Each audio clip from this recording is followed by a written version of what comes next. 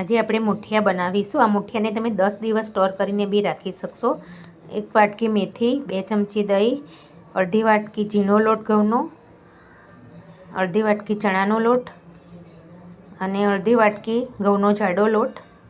આ રીતના આપણું માપ છે। પછી થોડી ખાંડ નાખીશું, મીઠું, તેલ નાખીશું મોઈણ માટે, ચમચી મરચું, હળદર, હિંગ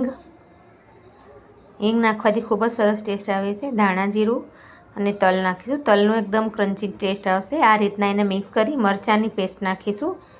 આ રીતના મિલાવી અને એને આપણે કઠણ લોટ બાંધી લઈશું આ રીતના। પછી એને આ રીતના શેપ આપી અને તૈયાર કરી લેવાના બધા મુઠિયા।